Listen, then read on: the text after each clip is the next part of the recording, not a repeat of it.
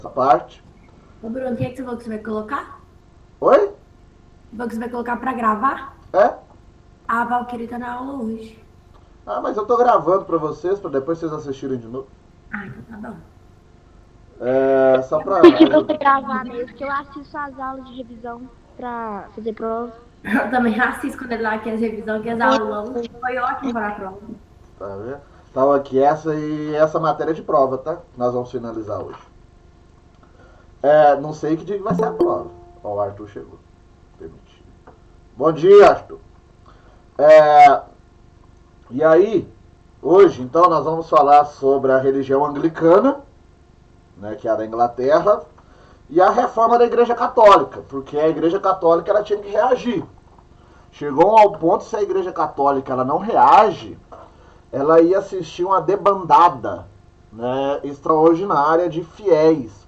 E essa debandada de fiéis poderia significar até uma visão meio exagerada aqui, mas poderia levar até a própria extinção da Igreja Católica, se ela não busca uma reafirmação dos seus preceitos, dos seus dogmas, né, e molda, né, uma nova concepção sobre a sociedade na qual ela estava vivendo naquela época. Né?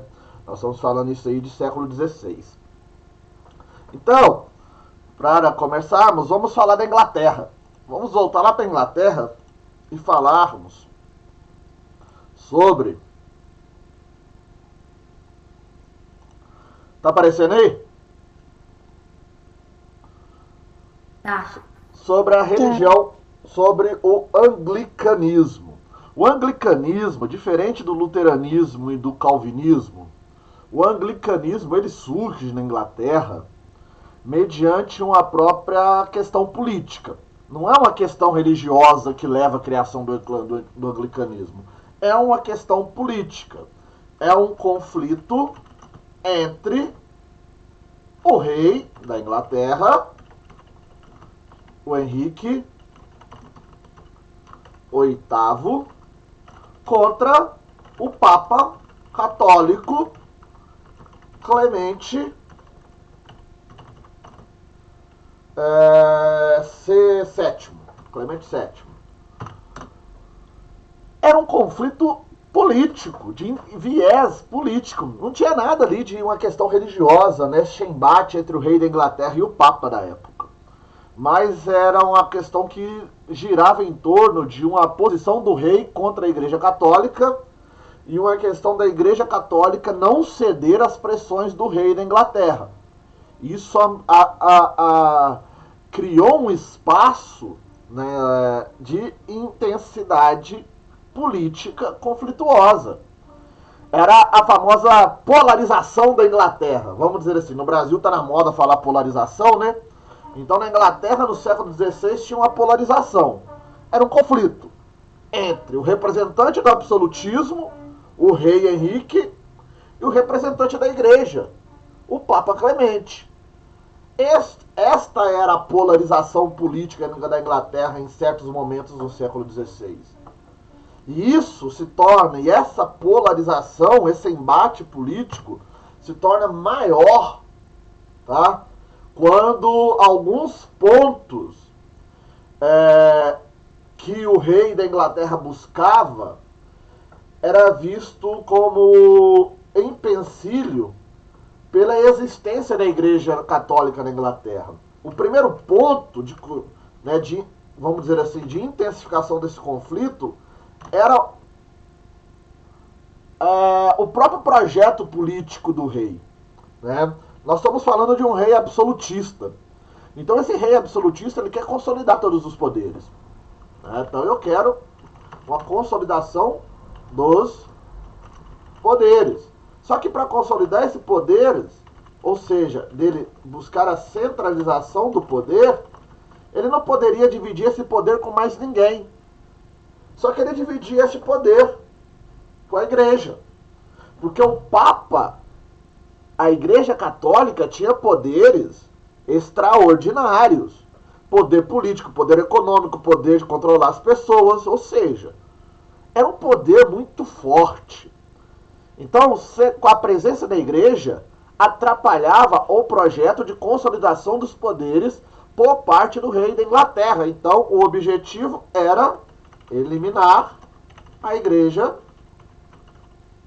católica do território britânico. Primeiro ponto. Então, se eu conseguir tirar os poderes da igreja católica, eu consigo levar adiante o meu projeto de consolidação de poder. Aí eu centralizo o poder.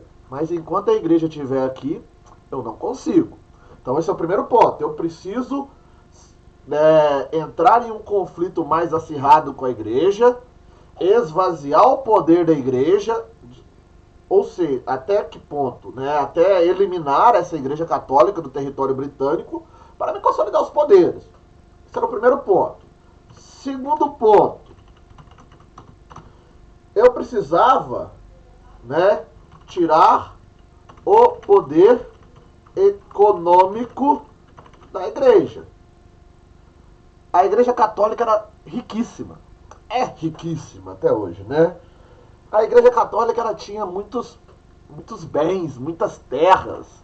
E isso, de certa forma, dava à igreja essa sustentação econômica.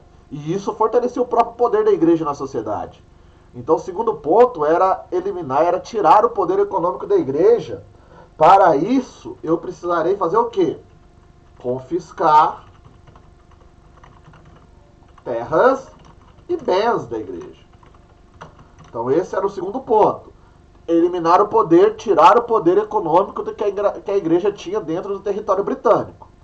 E o terceiro ponto, este aí, é o mais singular, vamos dizer assim, é o mais onipresente, é o mais presente, é o mais, vamos dizer assim, popular.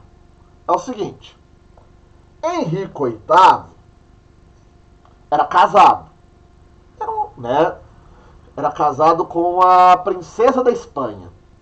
Então havia um casamento real entre Henrique VIII e Catarina de Aragão. Ótimo. Sabe aquele casamento nesse período era tudo arranjado para facilitar alianças políticas entre as monarquias? Nós vemos isso muito em filme, né? Isso foi feito. O Henrique se casou com Catarina. Quase que eles casam por procuração, tá, gente? Eles só foram se conhecer no dia do casamento. Só que o Henrique VIII, ele não era muito santo, não. Ele adorava dar umas puladas de cerca, sabe? Aquelas básicas puladas de cercas. Então o cara, ele tinha uma amante plebeia chamada Ana Bolena. E chegou um certo ponto do casamento dele com a Catarina de Aragão, ele não estava mais satisfeito com o casamento. Porque ele não tinha vamos dizer assim, nenhum sentimento por Catarina. Era um casamento arranjado. E ele queria ter um filho homem para sucedê-lo, não com Catarina de Aragão, mas com a Ana Bolena. Mas para isso, ele precisaria se casar com a Ana Bolena. Ok. Então, só que ele, para casar com a Ana Bolena, ele tem que cancelar o casamento dele com a Catarina de Aragão. E nessa época não era simplesmente eu ir ali no cartório, na justiça, pedir o divórcio. Casamento real tinha que ser anulado pela Igreja Católica. Então, Henrique VIII me manda um pedido de anulação do casamento para o Papa Clemente VII. E não era qualquer membro da Igreja Católica que poderia cancelar um casamento real. Era só o Papa. Só que o Papa Clemente, ele era aliado político do reino da Catarina de Aragão. E qual que era o reino da Catarina de Aragão? aliado assim, ó, próximo. Ele era aliado político da Espanha. Ou seja, ele não vai anular esse casamento. Porque se ele anular esse casamento, ele entra em atrito com o seu principal aliado político, que é a Espanha. Então ele negou, né? Nega a anulação do casamento.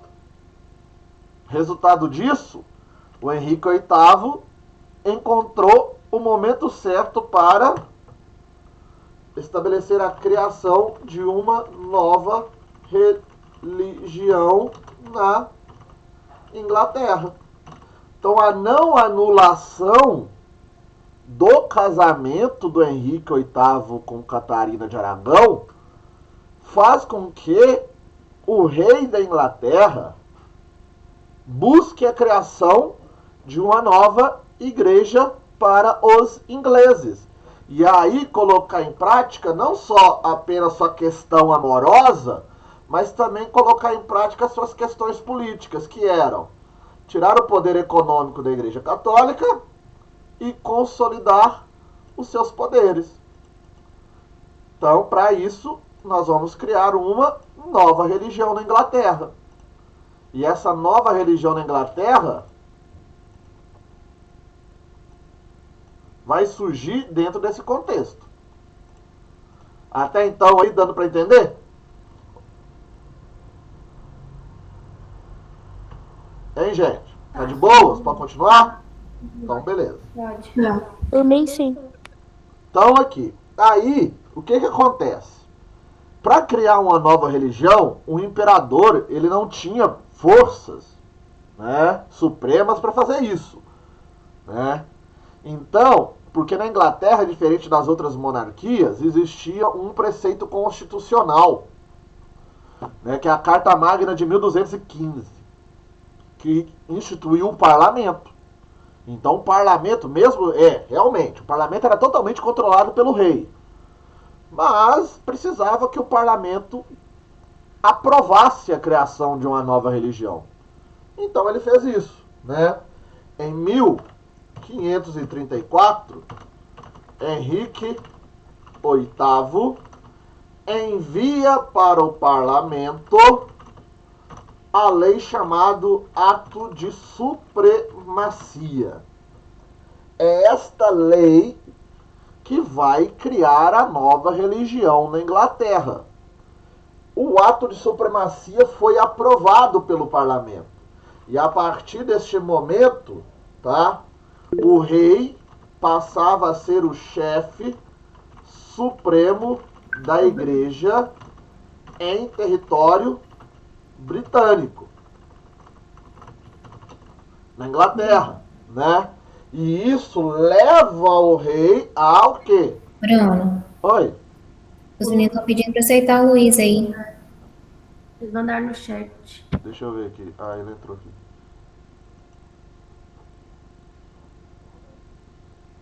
Pede ele pra entrar aí de novo ou ele entrou aí? Fazendo favor.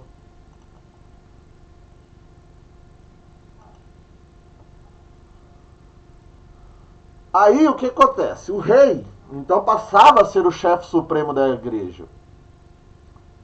E ele cria, então, uma nova igreja.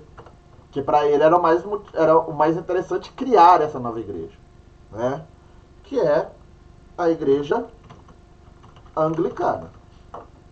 Surgia a igreja anglicana neste contexto. Deixa eu ver se o Luiz entrou aqui, porque não apareceu aqui não.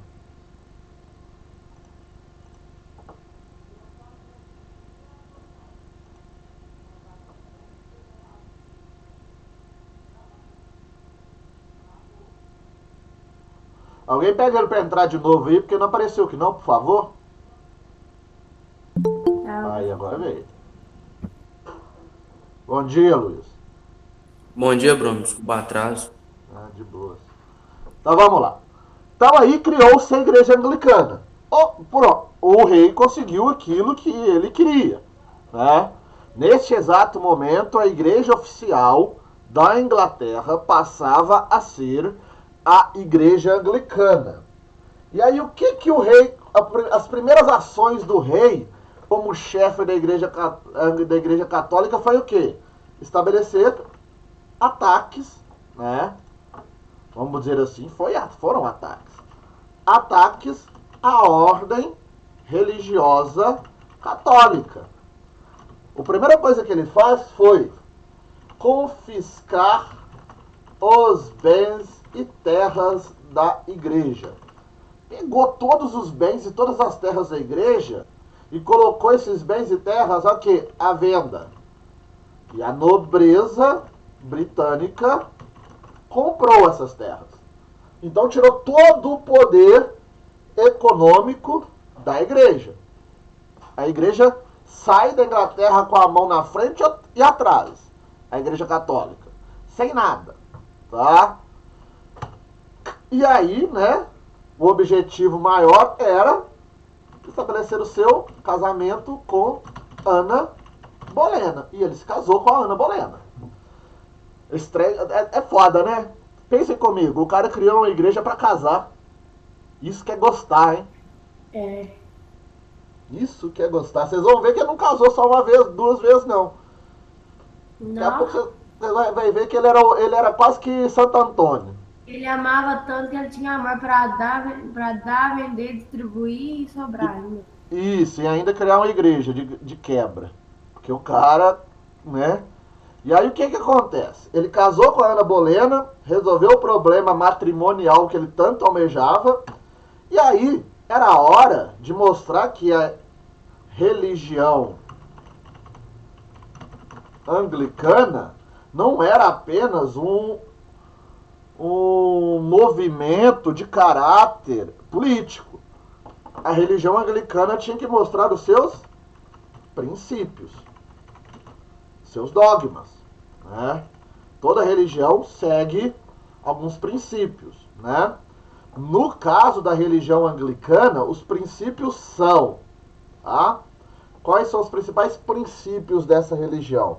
Primeiro ponto, tá? É a aproximação de tratar a salvação como fruto do trabalho. Ou seja, se aproxima do calvinismo. Então segue o calvinismo nesse ponto. A salvação é pelo trabalho. Pelo aquilo que você conquista ao longo da sua vida. Né? É pela a riqueza que você alcança. Então segue ali o calvinismo. Ok, então vamos seguir o calvinismo. Esses princípios calvinistas aí. Segundo ponto, tá? Mantém os cultos, tá? E a hierarquia católica. Então os cultos é a mesma coisa, modifica-se muito pouco. Tá? O que se modifica nos cultos, né? Nas celebrações religiosas anglicanas? Nós não temos Eucaristia. Não há Eucaristia. Mas o ritual é muito similar a uma missa. Nossa, católica. Para quem viu as celebrações aí do funeral do rei da Inglaterra lá, recentemente, viu que houve uma celebração religiosa que era muito parecida com a celebração católica. Né? Isso, quem viu o casamento lá do príncipe Harry, né, tal, é a mesma coisa. Não muda muita coisa, não. Muda a questão da Eucaristia que não se tem. E a hierarquia católica também se mantém, ou seja, aquela escala: padre, bispo, arcebispo, cardeal. Isso aí existe também. A exceção é que no topo da hierarquia não está o Papa, está o rei. O rei é o chefe da igreja. Então é a única diferença. Então você mantém os cultos e os ritos, celebrações católicas, modifica-se ali muito pouco, e você mantém a hierarquia católica. Né? Ou seja, a hierarquia do clero. Né? Vamos pôr aqui, hierarquia do clero. Você mantém isso. Você não modifica isso. Tá? Você modifica somente o topo dessa hierarquia. Sai o Papa, entra o rei. Por quê? O anglicanismo é uma religião do Estado. Tá? Então ela é uma religião do Estado. Ela não é uma religião que está ampla, né, no mundo. Ela é a religião da Inglaterra. Quem entrou aqui? Tá? Então você tem aí essa diferença. É o rei que controla essa religião. Tá? Outros pontos. Abolição do latim enquanto como idioma oficial da religião, né? Então, segue bem a linha do protestantismo luterano, né? De fazer o idioma nacional o idioma da religião, tá? Mantém apenas 2 sacramentos, o batismo e acho que eu falei um negócio aqui estranho pra vocês. Eles mantêm a comunhão também, tá? E a comunhão. Você falou do luteranismo aí? Oi? Você falou do Lutero aí. O filme, você vai mandar a filmografia lá depois? Tá lá, já tá não? É o link. Vocês vão responder pelo link. É pelo Google Tá. Forms, né? Não? Ah, tá. É pelo Google Forms? Tá no Google Forms lá. Isso. Ah, tá. Eu achei que só tinha imagem, eu não cheguei a abrir. Não. A primeira pergunta lá é só a imagem do filme. Então não tem que responder nada não. É depois daquela imagem do filme que tem as perguntas. Entendi. Tá? Eles mantêm a comunhão. Eu falei o negócio errado aqui. Eles excluem os outros, tá? Então o batismo e a comunhão. Estabelece o fim do celibato. O que é o celibato?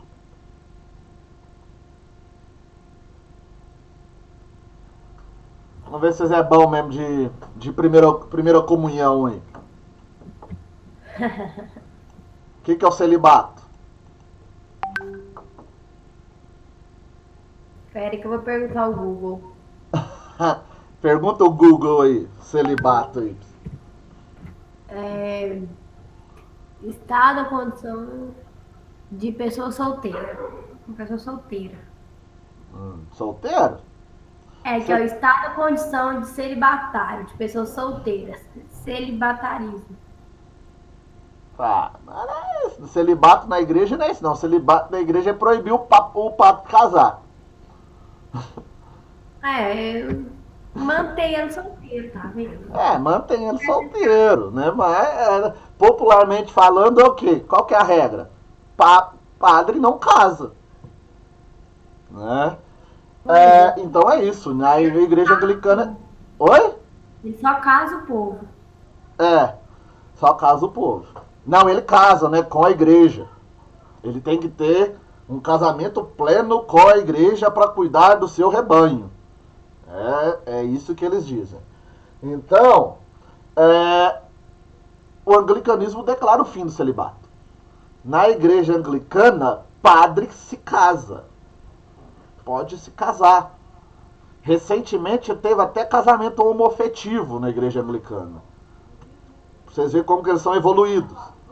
Né? Então é isso, tá? Outro ponto, abolição do culto a imagens, tá? Eles acreditam nos santos, tá? São Patrício, essas coisas todas, mas não nos cultos. Ele não vai chegar numa casa de um britânico e ter, que nem nós temos em casa de católicos brasileiros, aqueles altares com um monte de santo. Lá não tem, tá? Que dá com aquele monte de imagens. Não tem. Eles aboliram essa concepção.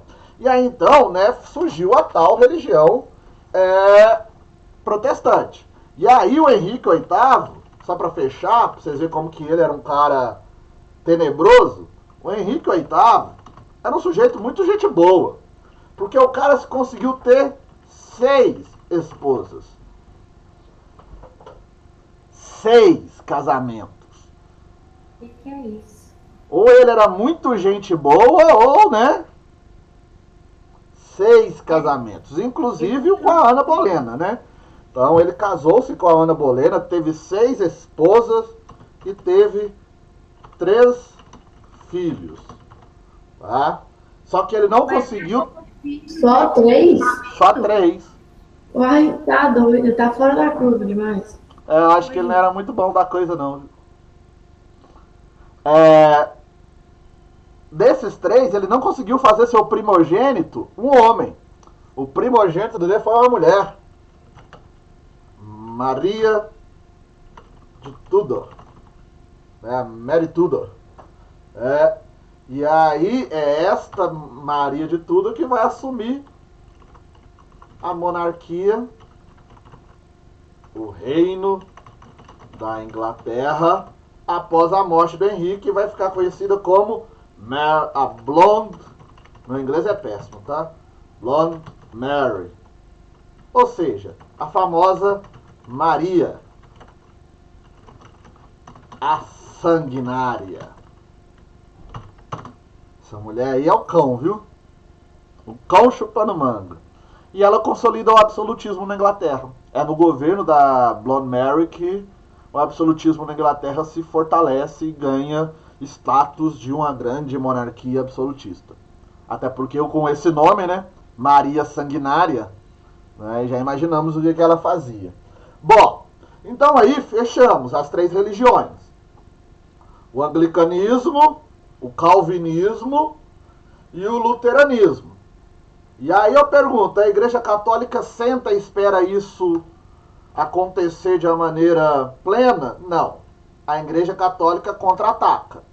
E contra-ataca com o quê? Com a contra-reforma. A contra-reforma católica. É um movimento que a Igreja vai ter que tomar para, né, simplesmente fazer o quê? Impedir o crescimento das religiões protestantes no contexto da Europa.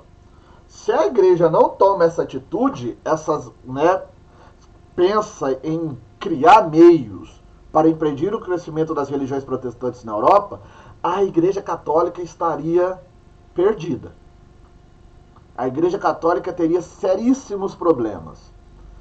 Porque era vertiginoso, vamos dizer assim, a ampliação que o discurso protestante estava ganhando na Europa. Porque a igreja, ela não era tão santa até então, né?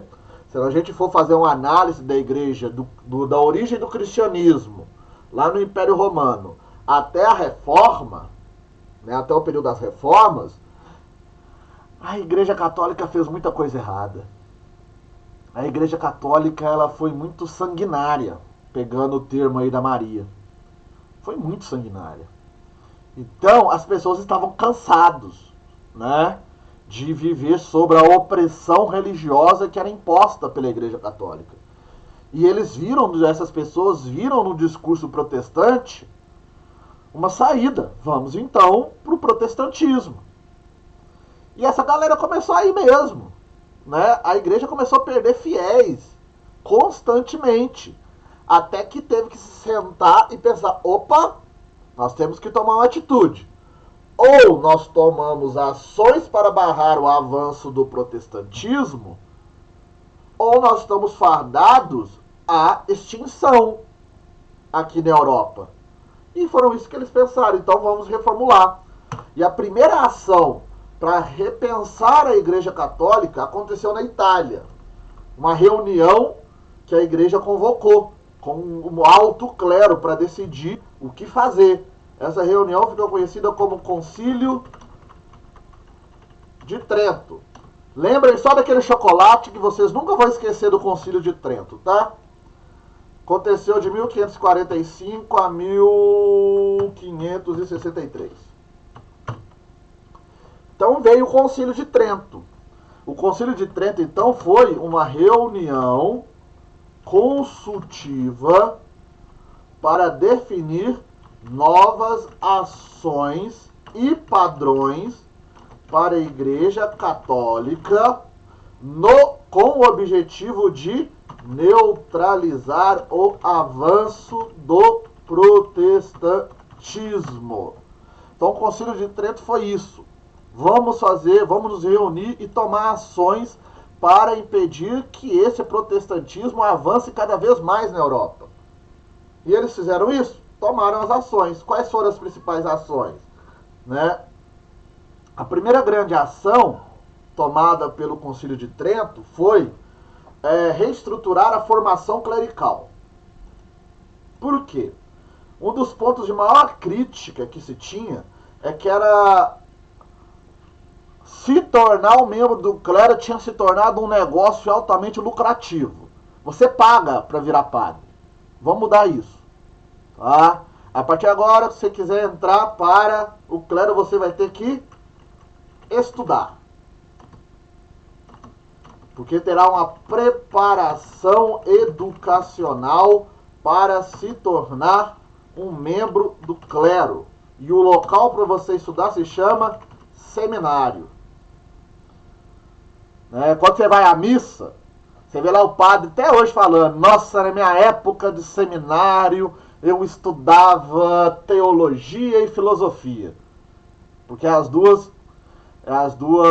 dois campos que se estuda no seminário. Então o padre pode ser professor de filosofia, tá, gente? E de sociologia também.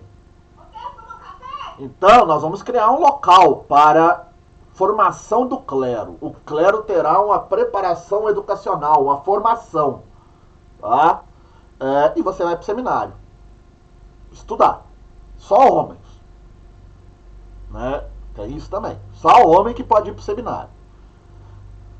Vocês, quando vocês estiverem, por exemplo, estudando lá na PUC, né, suponhamos que alguém vai estudar na PUC, lá de Belo Horizonte, vocês vão se deparar com um monte de gente andando de batina pelos corredores da PUC. Porque dentro da PUC tem um seminário católico de preparação para padre.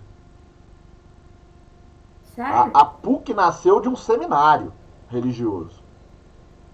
O prédio mais antigo da PUC, que é a parte central da PUC, ele era um seminário católico. E hoje você ainda se depara lá com a galera lá andando de batina pelos corredores, que são os futuros padres. Oi? Os futuros padres. Os futuros padres nossos aí, né? Ou esse nosso atual estudou lá na PUC. Fez seminário na PUC. Faz 2 faculdades. Não é fácil, não. Faz faculdade de filosofia e teologia. Você sai com 2 diplomas superiores. E ainda estuda de graça, né? Porque a PUC é cara, né? Aí no seminário você não paga. Né? O Heleno que o diga, né? O Heleno foi pra PUC e formou lá. Então, nós vamos pro seminário. Além do seminário, eu tinha que levar a palavra de Deus, né? A formação religiosa às pessoas comuns. E as pessoas comuns, aquelas que não vão para o seminário, ela tem uma formação religiosa através do quê? Todos nós, católicos, passamos por isso. É nesta época que se cria o famoso catequismo.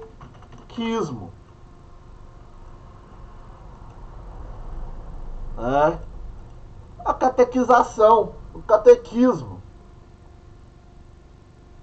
Quem nunca foi para a aula de catecismo aí? Vamos pôr catecismo. Já fui, mas eu... Oi? Eu fui, né? Só que lembrar dos treinos que aprendeu lá. Mas você foi. Nossa, eu acho que não aprendi nada na aula de catecismo. Eu só coloria desenho, mais nada. Eu também. Não. Eu só decorei as orações, uma lá que eu não sabia. Só Gente, quando eu fiz catecismo, As únicas orações que eu sei foi que a minha A única coisa que eu aprendi lá foi Salve Rainha, gente. Foi Então, isso, foi eu não sei esse mais. Não, isso aí eu sabia, mas eu não sabia. aí eu não aprendi nada. eu tive uma professora de catecismo, gente, que ela obrigava nós a ir nas missas aos domingos, às 9 horas da manhã, e a aula dela era na segunda-feira. E lá na segunda-feira nós tínhamos que explicar o evangelho para ela. Que benção, hein? Pensa como que era o nível. Nossa, a minha era muito boazinha. A professora pode reclamar, era uma gracinha. A minha não era não, a minha era brava. A minha tinha que ir na missa. Senão, né? E aí você tinha que explicar para ela o evangelho do dia, do domingo. Então você tinha que ir pegar o jornalzinho, ouvir o padre, né? E nós tínhamos um padre que ele falava e dava sono, sabe? Daqueles que falam assim, não, dá até sono, pelo amor de Deus. Então, aqui. Então, nasce o catecismo. Todos dá sono, pelo amor de Deus. Eu nunca vi um padre que não fala que não dá sono. Ah, tem uns que é legal, só. Tem um lá em Sete Lagoas, na verdade ele é de Fortuna de Minas. O cara é fã de heavy metal, velho. O cara, debaixo da batina, ele usa uma camisa do Iron Maiden, velho. Então, ele tem um cabelão de roqueiro, tô muito, muito doidão, usa uns anel de roqueiro, o cara é doidão pra caramba. Então, para, né, intensificar esse catecismo, nós vamos criar as ordens religiosas.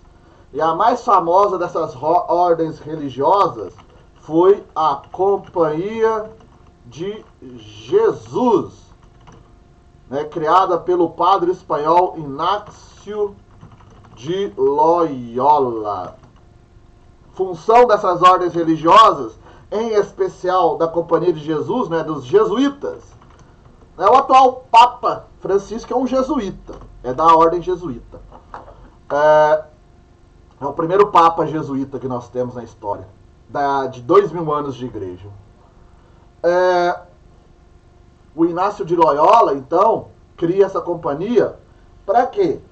Para pregar a educação religiosa, né? As escolas religiosas surgem nesse período, tá? E a evangelização. Evangelizar é preciso dos povos nativos da América. A Companhia de Jesus vem para a América para catequizar os índios. Lembram disso?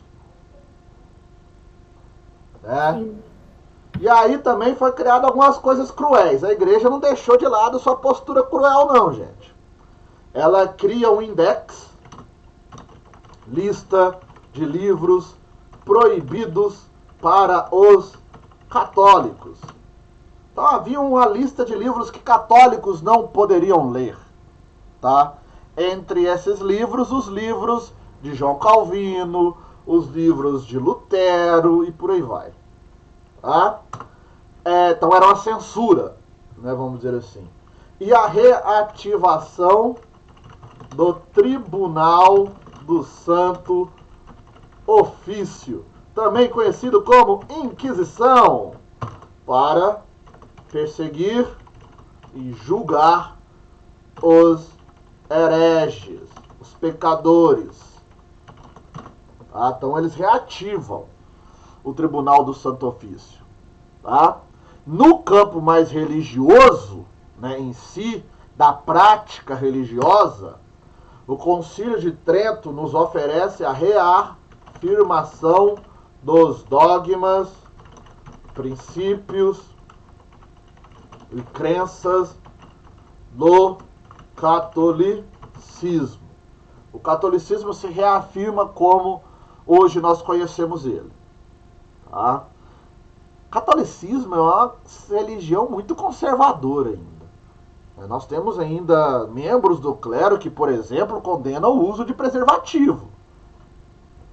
Eu estou falando uma coisa básica, né? O uso de preservativo. Então, ainda é uma instituição conservadora. Tá? Consequências das reformas protestantes religiosas, né? Nesse cenário mais amplo, para fechar a aula.